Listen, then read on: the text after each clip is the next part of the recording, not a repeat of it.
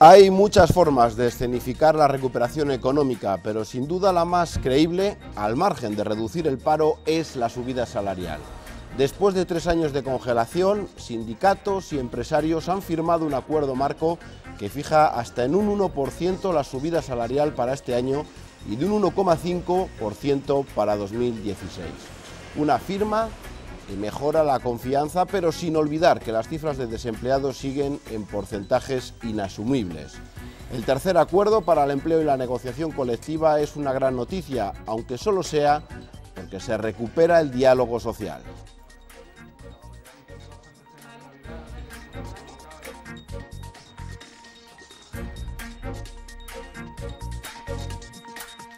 Hola, ¿qué tal? Muy buenas noches. Ya solo falta que ese acuerdo marco se aplique también en Castilla y León.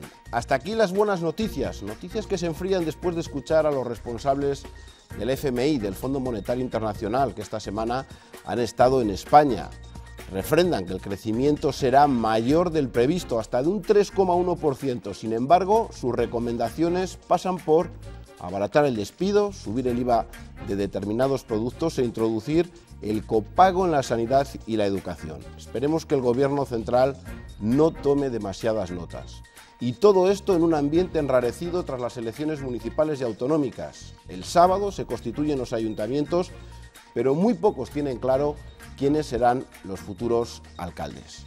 Para hablar de todo esto nos acompañan los agentes sociales en Castilla y León. Santiago Aparicio, muy buenas noches. Buenas noches, Eduardo. Presidente de CECALE. ¿Ya tiene usted prevista la subida del 1% para sus trabajadores? De momento no, se tendrá que reunir el convenio y el convenio colectivo es el que dirá la subida que se pacta, ¿no? La recomendación es hasta el 1% de subida para este año y para el año que viene hasta el 1,5%, como bien has comentado tú al principio. En ese sentido yo creo que lo importante es que los convenios siguen vivos, los convenios son los que van realmente a escenificar lo que tiene que pasar. Los acuerdos entre sindicatos y patronal en los convenios colectivos sectoriales de ámbito provincial son los que van a dictar en cada momento cuál es la subida. Y en ese sentido nosotros estamos recomendando a los empresarios de los diferentes sectores que lógicamente sigan un poco el tercer acuerdo de ANC que se ha firmado a nivel nacional. Creemos que es un acuerdo lógico, un acuerdo razonable, un acuerdo real y que va a ayudar mucho, bueno, pues a la estabilización de la economía, va a ayudar mucho a que se cree empleo y creo que estamos en una situación importante en la cual no podemos despilfarrar muchos recursos, sino que tenemos que ir de una manera muy cautelosa, porque aunque está claro que el Fondo Monetario Internacional dice que España va a crecer más de lo que tiene previsto el Gobierno y otras organizaciones que a nivel europeo que han dicho que España va a tener un crecimiento en torno al 3%, pero yo creo que realmente hay que ser cauto y hay que aplicar las medidas de una manera razonable y de una manera ajustada. Ángel Hernández, buenas noches. Buenas noches. Secretario General de Comisiones Obreras en Castilla y León. Vamos a confiar en esa subida de un 1%. A este ritmo, imagina, del 1%, del 1,5% para el año 2016, ¿cuándo va a recuperar los trabajadores el poder adquisitivo que tenían hace 5 o 7 años cuando empezó la verdadera crisis? Poner una fecha temporal es muy difícil, porque muy difícil va a ser que las cosas que se han perdido en estos años de crisis se recuperen de la noche a la mañana. Esto va a llevar tiempo, no solamente en este terreno, sino en otros muchos. Pero por algún sitio hay que empezar y yo creo que el acuerdo que han formalizado esta semana nuestras organizaciones es una buena herramienta para volver a situarnos en los escenarios que teníamos de normalidad y de escenarios en la negociación colectiva previa a la crisis, ¿no? Entonces, bueno, nosotros esta semana que viene vamos a tener una reunión con nuestros cuadros donde vamos a chequear nuestras propuestas en el marco de la negociación para trasladársela a la Confederación de Empresarios de Castilla y León, que va a estar fundamentalmente basada en el acuerdo nacional, con algunas cuestiones propias nuestras, ¿no? Pero también quisiera decir una cuestión. Yo entiendo que desde un punto de vista de masas, mediático, se le dé al acuerdo una importancia al tema salarial, pero el acuerdo en materia salarial no llega a un folio de los 35 folios que tiene el acuerdo.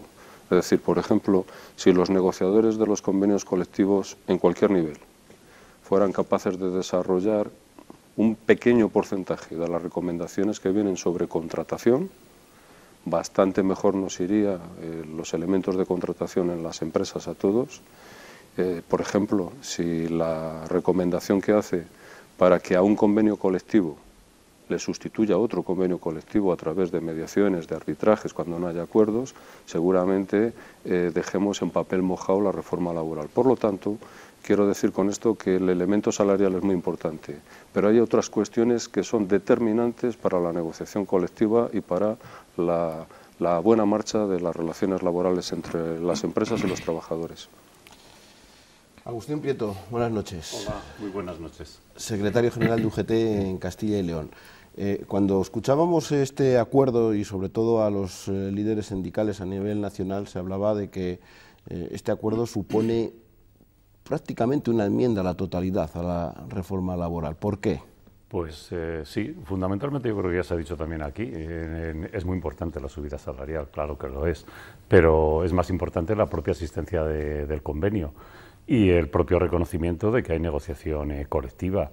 Y la negociación colectiva compete a las partes. En los países europeos avanzados eso es una cuestión que siempre se deja a que negocien los interlocutores, ¿no?, económicos y sociales. Y yo creo que eso es lo que consigue también este acuerdo de la ANC.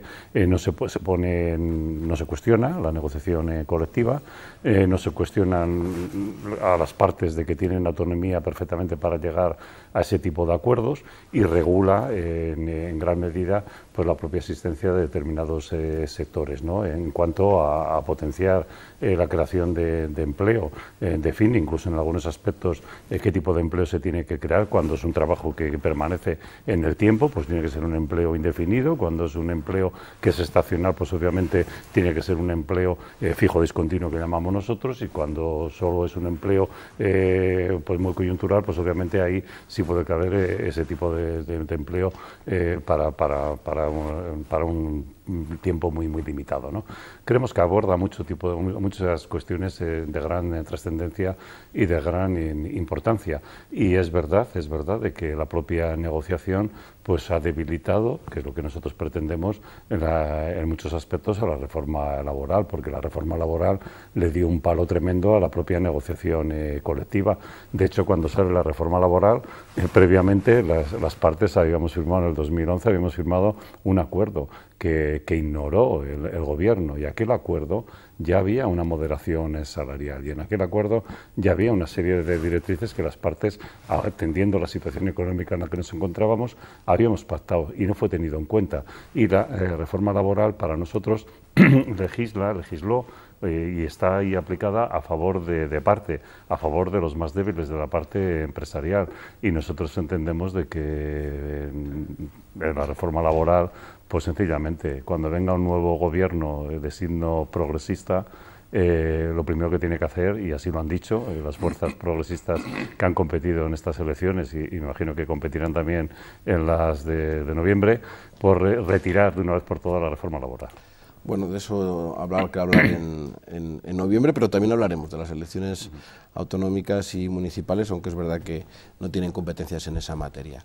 Buen ambiente entre sindicatos y empresarios. Les aseguro que no es sencillo sentarles en la misma mesa. Solamente prácticamente Juan Vicente Herrera y alguno más logran que prevalezca el diálogo social ante las situaciones adversas que ha generado la crisis. La subida salarial prevista supone un antes y un después.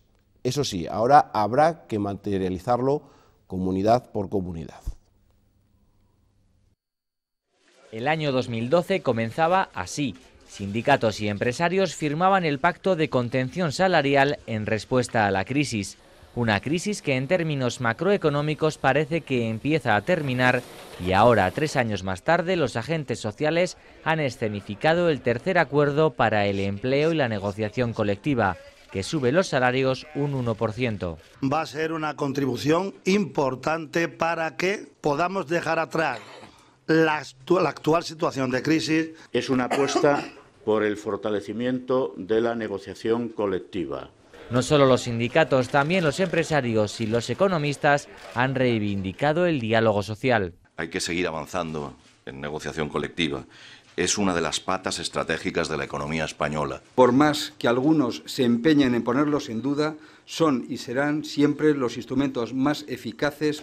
Nosotros estamos encantados a subir lo que haya que subir, pero siempre y cuando las empresas puedan ser más competitivas y más productivas. Y hay que ligar sueldos a productividad. En Castilla y León, Cecales se ha adelantado y ha dejado claro que su intención en la comunidad es la de subir los salarios, pero por debajo de ese 1% fijado a nivel nacional. Precisamente el lunes, los integrantes del diálogo social en la región viajaron a Zaragoza para conocer de primera mano cómo funciona el SAMA, organismo de mediación laboral que quieren tomar como referencia. El acuerdo firmado el lunes llega pegado a la realidad, esa que describe el Fondo Monetario Internacional como positiva. El FMI eleva sus previsiones de crecimiento en España hasta el 3,1% este año y el 2,5% para el próximo. Lo que hemos visto en nuestro viaje es una economía que está repuntando vigorosamente, una economía que está creando empleo por encima de nuestras previsiones de abril. Buenos datos que no son suficientes para el FMI, que pide el abaratamiento del despido y el aumento de varios impuestos como el IVA, los especiales y medioambientales, además de reducir el gasto social. Se podrán generar unos ahorros fiscales al reducir el coste de las provisiones para sanidad y educación. Acuerdos, acercamientos y recomendaciones que llegan en un momento de mucho movimiento político, a unos días de constituirse los ayuntamientos y las comunidades y a menos de 6 meses de las elecciones generales. Se avecinan cambios que pueden afectar al mundo empresarial y sindical. Bueno, retomamos esa pregunta, aunque hay muchos temas encima de la mesa. Entre los empresarios, la patronal, ¿hay preocupación por el resultado? Ya sé que muchas veces somos los propios medios de comunicación, los políticos que les interesa decir que el panorama es complicado tras esos resultados, pero a mí me gustaría saber en esas reuniones que hacen si les preocupa pues que prácticamente no hay ahora mismo ninguna mayoría absoluta en los principales ayuntamientos de la comunidad, por centrarlo en Castilla y León. Bueno, yo creo que lo que más nos preocupa a los empresarios es la estabilidad política. Y eso es lo peor que puede haber, es una inestabilidad o una incógnita de lo que realmente puede pasar. Yo creo que como siempre la gente cuando vota no se equivoca, está claro. Aquí hay una situación de cambio claro, producido por unas situaciones y unas actuaciones anteriores de unos partidos políticos que no han actuado correctamente o que llevan mucho tiempo actuando de una manera en la cual no ha gustado a la ciudadanía, y eso se ha juntado con una situación muy larga de crisis económica, una situación muy complicada a nivel general para todo el mundo, para empresarios, para trabajadores, para la sociedad en general. Bueno, pues que lo que ha hecho ha sido, bueno, pues pedir un cambio. Entonces, lo que sí realmente nosotros no nos gusta es el que no haya estabilidad política. Esa estabilidad política es lo que hace que todo esto que estaba en marcha, esta economía que parece que estaba empezando a salir de una situación complicada, se pueda paralizar. Y de hecho, bueno, pues ahora mismo el que no haya gobiernos o que no estén configurados o que no se sepa lo que va a pasar, en un cierto momento nos da una cierta intranquilidad, pero en el momento en el que haya un gobierno, sea del color que sea, esperemos que se cumpla con la legalidad establecida en este país y que se cumplan con las leyes, no tenemos ningún problema. Acataremos, dialogaremos y nos sentaremos a negociar con ellos, igual que hemos negociado con el PP en estos años. ¿Viene el fin del mundo? No veo ningún motivo de intranquilidad. Creo que nadie puede estar intranquilo cuando en el ejercicio democrático un pueblo dice quién quiere que le gobierne. Y desde luego, si hay algún poder económico que está intranquilo, está poniendo en tela de juicio el principio de democracia. No veo por qué tiene que haber ningún elemento de preocupación. Cuando estalló la crisis y de la gestión de la crisis ha habido estabilidad política, ¿no? Y bueno, todos sabemos cuál es el resultado y dónde estamos. Entonces, yo no veo cuál es el problema, de verdad. Porque a lo mejor resulta que esos que dicen que hay un problema son los mismos que luego dicen que va, tonterías, no hay derechas e izquierdas, son todos iguales. Son ellos, seguramente. Yo sí que sé que hay derechas e izquierdas y creo que haya derechas e izquierdas porque no son todos iguales, no somos todos iguales. Pero de eso, a que la gente esté intranquila, porque el pueblo español ha votado como ha votado, no le veo cuál es el problema. Y dentro de 15 la confianza del ciudadano incluso y dentro de 15 días ha mejorado y dentro de 15 días va a haber gobiernos democráticamente elegidos en los ayuntamientos, en las corporaciones municipales, en las diputaciones, en los parlamentos autonómicos. No veo que haya ningún problema. Sí, ¿no? Es la grandeza de la democracia. En una democracia, pues obviamente los ciudadanos votan cada 4 años y tienen en cuenta muchas cosas, no solo los temas locales que aquí se discutían o temas autonómicos, sino también influye y mucho la política nacional. Y la política nacional en una gestión de una crisis, pues yo creo que la lectura que se puede hacer es que muchos ciudadanos le están dando un voto de castigo a quien ha gestionado esa crisis, que no ha hecho unas políticas desde el punto de vista de muchos ciudadanos adecuadas para gestionar una crisis, y que hay otras formas de gestionar esa crisis, y que esa crisis ha empobrecido a esta ciudadanía en general, a todos los trabajadores, pero también a todo el conjunto de la misma, ¿no? Y bueno, ahora pues obviamente vendrán otros modos de gobierno, va a obligar, porque es verdad que se han perdido las mayorías absolutas, salvo Soria, que debe ser la única que tenemos en toda España, que mantiene el Partido Socialista. El resto de mayorías absolutas en las capitales de provincia creo que se han perdido todas. Bueno, pues ahora vamos a ver cómo van a tener que dialogar, y al final se tendrán que poner de acuerdo para hacer gobernable las diferentes instituciones, y yo creo que eso pues también va a enriquecer además la política, y va a enriquecer las propias instituciones, con lo cual yo creo que de inestabilidad no tiene por qué producirse. Voy a aprovechar ahora que estáis, todavía no se sabe aquí qué va a pasar con el gobierno de Castilla y León. Me gustaría saber, que seguramente tenéis más información que los propios medios de comunicación, ¿va a seguir Herrera? ¿Creéis que, no sé si habéis podido hablar con él estos días? ¿Cuál es vuestra sensación? No lo sé. Yo creo que no lo sabe nadie. Yo creo que Herrera lo deja muy en secreto todo. Yo creo que hasta a partir del día 16, como él dijo, no dirá nada. No tengo ni idea de lo que puede hacer este hombre. Esto es hablar por hablar y hacer especulaciones que al final no llevan no conducen a ningún sitio. La verdad que yo tampoco sé, o sea, lo que puede pasar. El señor Herrera él lo sabrá perfectamente lo que va a hacer, pero lo demás, hasta que él no lo decida, son meras especulaciones. Bueno, pues vamos con información entonces que tengáis... Bueno, que lo decida él y que la apoyen en la investidura nosotros, que la mayoría que necesita. No está tan complicado. Que están teniendo ahora mismo autónomas para el PP en este caso. En este caso ya no, al perder la mayoría absoluta ya lo tiene que decidir las Cortes de Castilla y León. Efectivamente, bueno. Santiago. No parece que haya mucha gente que sepa qué es lo que va a hacer, si no estarían sus compañeros tan nerviosos. No se sabe. Vosotros sabéis más, Vamos a seguir con otros asuntos. Escuchábamos en el vídeo lo del 1%. Vamos a llegar al 1% con el acuerdo de la subida. ¿Cuál es la expectativa? Yo te he dicho al principio que esos los negociadores son los que van a decidir lo que se va a hacer.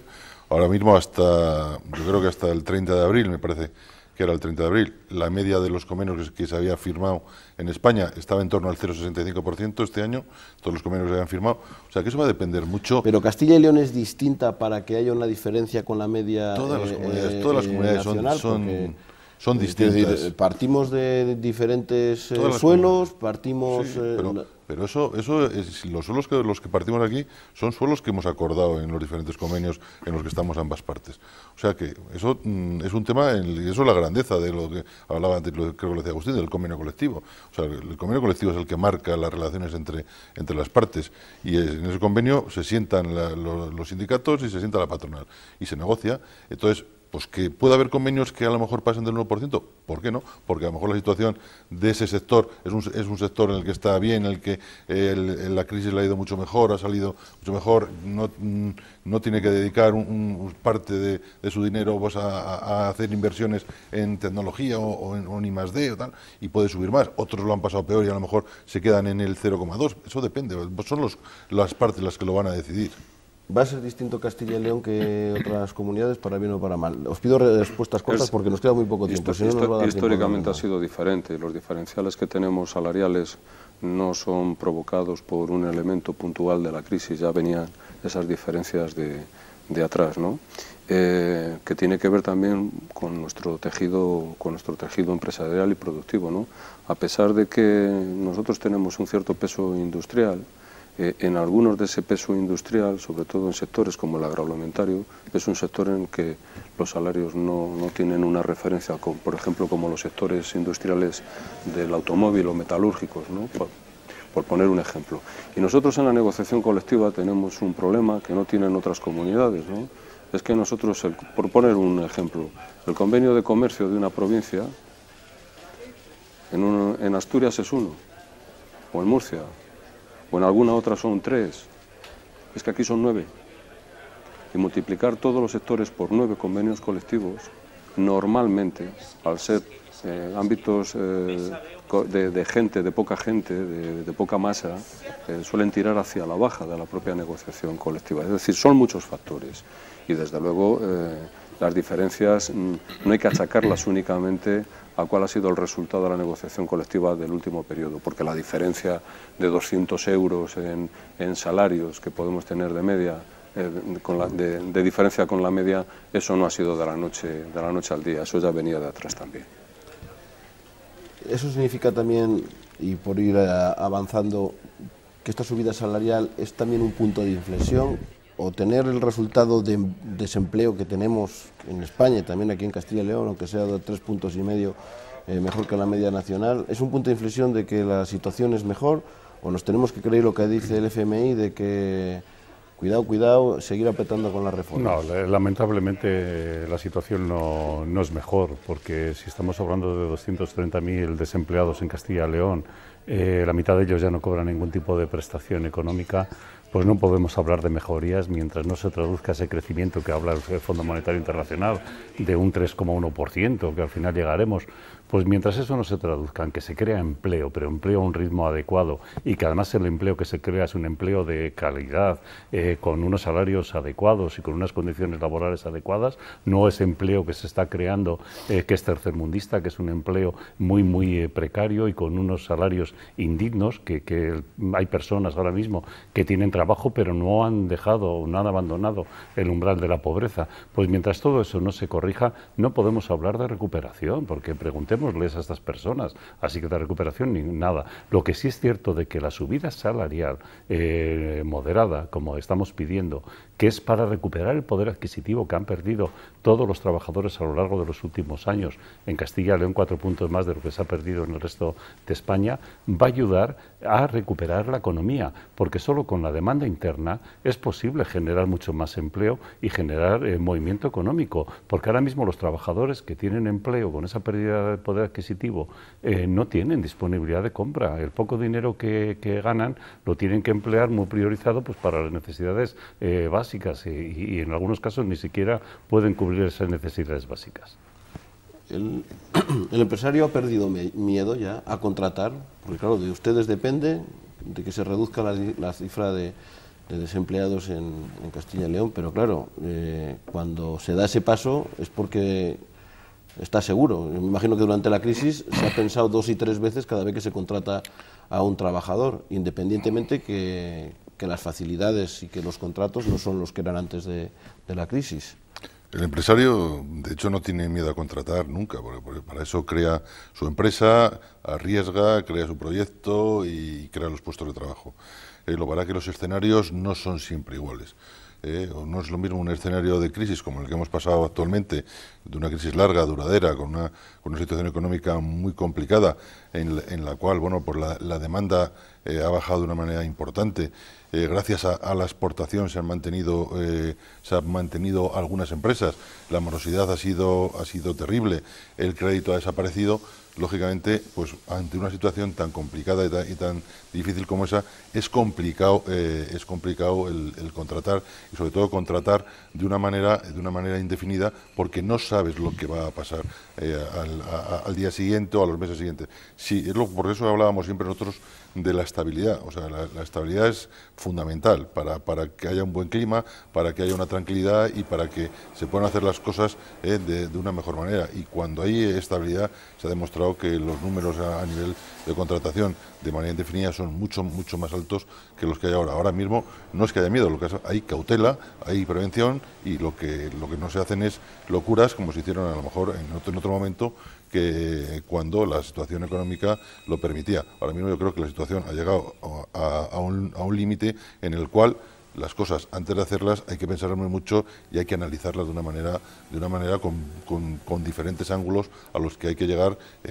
a tomar la decisión después de ver esos ángulos cómo se han portado, ¿no? Nos queda muy poco tiempo y vamos a hablar del FMI, pero yo creo que no merece la pena, porque incluso yo creo que estáis de acuerdo en que esas recomendaciones, el miedo a que haya una recesión otra vez hacia atrás, no la comparte prácticamente nadie, ni siquiera el ministro de Economía de España ha dicho que las iba a aplicar. Pero sí me gustaría preguntaros por un viaje que habéis hecho de forma conjunta a Aragón para conocer cómo funciona el SEMA, el Servicio de Mediación y Arbitraje de Aragón, y yo viendo los datos y comparándoles con el SERLA de Castilla y León me he quedado sorprendido. ¿Por qué funciona tan mal el SERLA si lo comparamos con el de Aragón? ¿Por qué no se resuelven los conflictos laborales aquí y allí sí? Es decir, pero el SERLA funciona muy bien. El SERLA funciona muy bien, pero el tema de conflictos... Es que son cosas distintas, porque nosotros estamos ampliando competencias a nuestro SERLA. Y entonces ahora son mismo, distintos, claro, es decir, ahora mismo las, aquí las competencias SERLA, que tienen son distintas. Porque el SERLA hace muchos más conflictos colectivos que el de Aragón, porque obviamente es la única competencia que tenemos, solo atendemos los conflictos colectivos, y en cambio no atendemos conflictos individuales. Y en Aragón sí se atiende a los conflictos individuales, de ahí que pueden acceder pues muchas personas que aquí no pueden acceder a nuestro instrumento de mediación. Y las partes, pues estamos hablando de resoluciones de 200 a 7.000. Claro, porque pero es que son 100 y pico conflictos colectivos en Aragón frente a los 200 o 300 nuestros, y en cambio, como nosotros no tenemos competencia para hacer individuales, pues ellos hacen otros 7.000 individuales. Y aquí estamos en un debate que entendemos que puede ser positivo para la ciudadanía, porque además es un servicio que cuesta muy poco. Media, en 5 días el trabajador tiene la resolución y no tiene que ir a ningún juzgado, no se judicializan los temas, a un ahorro tremendo desde el punto de vista económico, y aparte que se crea un clima social tremendamente importante. Y estamos ahora discutiendo las tres partes, ver esa posibilidad de extenderlo también, esos conflictos individuales también en esta comunidad. Y como allí ya llevan muchos años con esos conflictos individuales, pues fuimos a ver esa experiencia porque entendemos que puede ser positiva para implantarla en Castilla y León. ¿Cuál es la petición que se va a hacer a la Junta? Porque creo que esto también depende de que la Junta es una cuestión de dinero también importante. Bueno, primero nos tenemos que poner de acuerdo nosotros, porque el SERLA es nuestro. Es un convenio colectivo que firmamos CECALE, UGT y Comisiones Obreras, y luego los instrumentos para que funcione ese servicio le financia la Junta de Castilla y León, ¿no? Entonces, el próximo viernes nuestros secretarios de Acción Sindical van a hacer una valoración de cómo llevamos el acuerdo que hemos conseguido solitos el 30 de marzo, y que estamos hasta el 30 de junio tenemos plazo para adecuar la nueva estructura del SERLA en función de los acuerdos que llegamos en relación con las materias de negociación colectiva, de la ultraactividad de los convenios, etcétera. Pero como hemos abierto en la negociación, hemos visto oportuno intentar, si era posible, darle un marco más integral a este servicio, y por eso hemos ido a ver al de Aragón, primero porque nos pillaba cerca y segundo porque en esa materia es de los que entendemos que es más avanzado. Nos lo han explicado, hemos traído una buena impresión, pero primero nos tenemos que poner nosotros de acuerdo y luego tendremos que hablar con la Junta de Castilla y León. Si todo llevara su recorrido, tardaría un tiempo en ponerse eso en marcha, porque al fin y al cabo lo que estaríamos haciendo es que todos los despidos individuales con reclamaciones de cantidades tendrían que pasar por ahí en vez de por el UMAC, ¿no? Que es ahora donde está el servicio de mediación. Y tendríamos que ver si el actual UMAC, que tiene su propia plantilla de empleados públicos, etcétera, entraría en el SERLA, se quedaría para llevar otra serie de cuestiones, en fin. Vamos a verlo con tranquilidad, pero desde la certeza de que podría ser positivo. Una disposición buena, ¿no? Por lo que veo y no, los comentarios. La verdad que sí, yo creo que después de... Bueno, lo han explicado muy bien Agustín y Ángel, un poco cómo funciona y cómo es el instrumento que tiene allí el SAMA. La verdad que es totalmente diferente a lo que tenemos aquí, pero yo creo que es una herramienta muy clara para solucionar una serie de problemas, sobre todo a nivel individual, ¿no? Que aquí se hace todo a nivel colectivo. Creo que después de la explicación y de la presentación que nos hicieron de cuál es y cómo funciona, creo que estábamos totalmente de acuerdo en que lo debemos de estudiar, lo debemos de ver y analizarlo, y creo que hacer una propuesta para que se pueda instaurar un modelo parecido o prácticamente igual al que tienen en Aragón, porque como bien ha dicho Agustín, solucionaría muchos problemas a nivel individual. El 70% se solucionan antes de juicio. Un juicio, según nos comentaban ellos, tienen evaluado que tiene un coste de unos 3.500 euros, pues si el 70% de los conflictos individuales se resuelven en el SERLA, pues fíjate la cantidad de dinero que se ahorrarían a nivel público, solo el Ministerio de Justicia, por no celebrar el 70% de los juicios. Y ahí me parece que han llegado hasta 9.000 expedientes en un año, en el año de mayor conflictividad, que fue creo en 2013. Sí. Entonces, en ese sentido, pues como bien dicen ellos, vamos a verlo, vamos a ponernos de acuerdo, vamos a estudiarlo y vamos a tratar, pues vamos, por nuestra parte, yo creo que no habrá ningún problema en absoluto, porque yo lo he explicado ya a algunos de los miembros de la Junta Directiva, les ha parecido fantástico el que lo podamos hacer un documento conjunto para plantearlo en el momento que haya que plantearlo a la Junta de Castilla y León. La verdad que fue, yo creo, una experiencia muy positiva y el ver un organismo que funciona, que es lo mismo, o sea, es mediación y arbitraje, pero que funciona de diferente manera que el de Castilla y León. Bueno, da gusto ver qué buen ambiente hay entre los sindicatos y la patronal y ese camino que parece que vais a iniciar para... Bueno, yo creo que esto es un tema que nos interesa a ambas partes, ¿no? Y creo que a nivel general hay buen ambiente. Luego cada uno... Pues, es que este ambiente nunca ha sido así, quiero decir, entiendo que hemos estado 11 años sin ningún acuerdo. Pero es normal, ¿no? Hace 4 días hemos llegado a un acuerdo. Sí, cuando no había acuerdos, y cuando les hay. Es decir, como decía aquel, a la hora de cenar y a la de discutir. Bueno, muchísimas gracias a los tres por estar esta noche aquí. Les deseo mucha suerte, que vayan bien esas negociaciones, porque es importante para todos los trabajadores de Castilla y León y, en definitiva, para toda la comunidad.